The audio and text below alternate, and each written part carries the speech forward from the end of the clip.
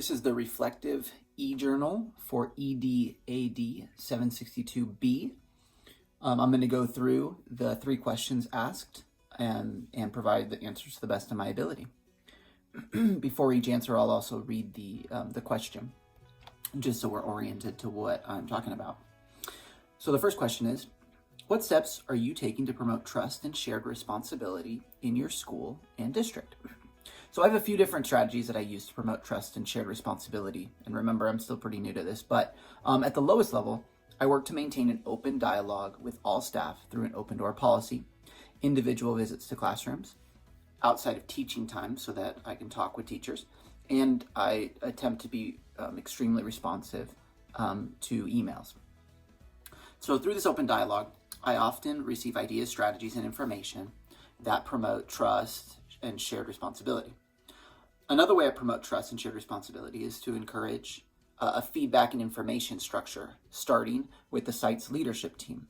So the way this looks is in monthly site leadership team meetings, I provide information, ask advice, and dialogue with the leaders from each of my grade levels. And of course, we're discussing a variety of topics and information relating to items that impact stakeholders. Grade level leaders are encouraged to represent their teams and bring the team perspective to the conversations. In turn, information from the site level meetings, in other words, our leadership team meeting, is shared out at the grade level meetings, and a feedback loop occurs. Grade levels share thoughts and impacts with grade level leaders, who in turn bring the information back to the leadership meeting, and we start again with the same process. And so one other item that I'll mention in this section for the site on ways that I build trust and shared responsibility is that we've been working hard to recognize all staff members when they're innovative or creative in any way. We praise and share achievements and ideas, giving credit where it is due, and this is very intentional. The team can trust that ideas benefit the whole site, and no one is trying to get ahead or take advantage of ideas for selfish reasons, including myself. So credit is always given where it is due. So pivoting from that to the district part of the question. As a district, the shared responsibility is achieved in a few different ways, and I'm sure there's more that can be done and maybe more that is being done that I'm just not thinking of. But one way we do it is through the DLT, the District Learning Team meetings. In these meetings, the superintendent, leadership team members, union leaders, and board members come together to discuss topics of the day and glean insight and ideas from each other. The formation of the team and the preparation of this model came from a training that some leadership team members attended, along with some of the union leaders. Another step the district has taken to promote trust and shared responsibility has been to be very open and welcoming to all stakeholders that have joined the budget LCAP meetings for the year.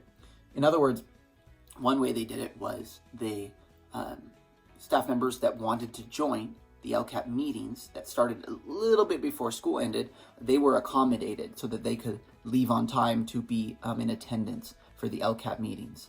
And this was viewed as a very real and intentional effort by the district to value stakeholders' ideas and shared responsibility in the district. So these are just a few ways that I promote and we promote trust and shared responsibility in the school and the district.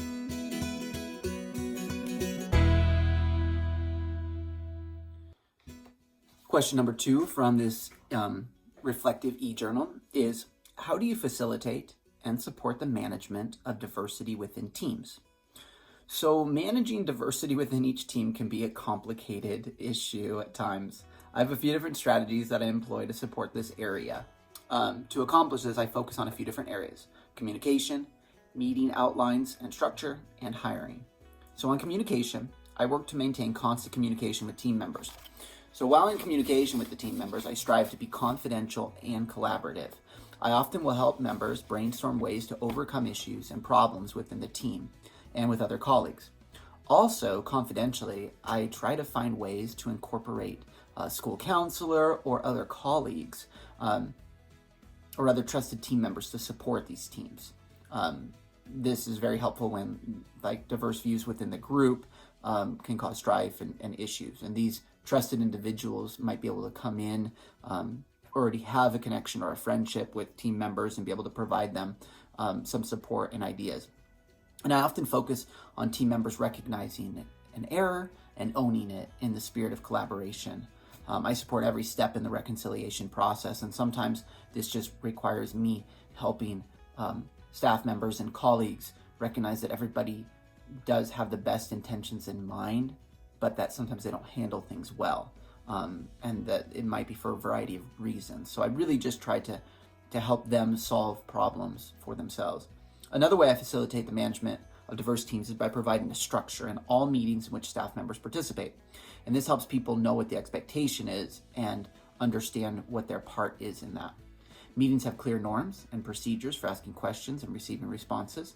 And we also use a parking lot to respond to questions in a timely and appropriate manner, which might not be in that meeting. If there is a question or a concern that arises that can't be answered in that meeting, then we say that it's in the parking lot, and we're gonna move it on to the next grade level meeting, so that I have time to get the answer or the solution.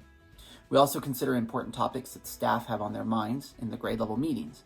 This helps to ensure that ideas are vetted and the team has been prepared for announcements or changes. Finally, I have a really strong belief that hiring the right people can make all the difference when supporting diversity. During the hiring process, I work to ensure that the interview panel is composed of a diverse group of stakeholders. For example, I try to get a grade level leader, maybe two, potentially a counselor, intervention specialist. The reason behind that is because I want staff members who not only know the unique needs and requirements of a grade level or a teacher for a specific grade level, but also I want other stakeholders there who understand the needs of the campus as a whole and see a variety of teachers in a variety of situations along with students in a variety of situations from a variety of grade levels to help make the best decision on a staff member who will support our diverse teams.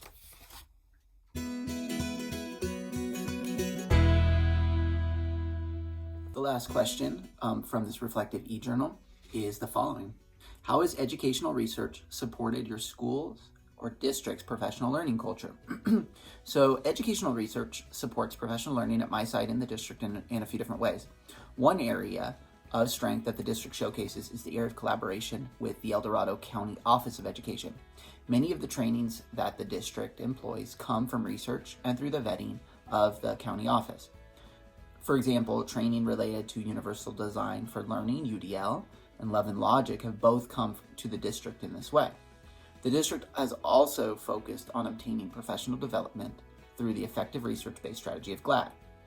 And the district will regularly use materials, books, educational resources anchored to research to guide leadership decisions as well.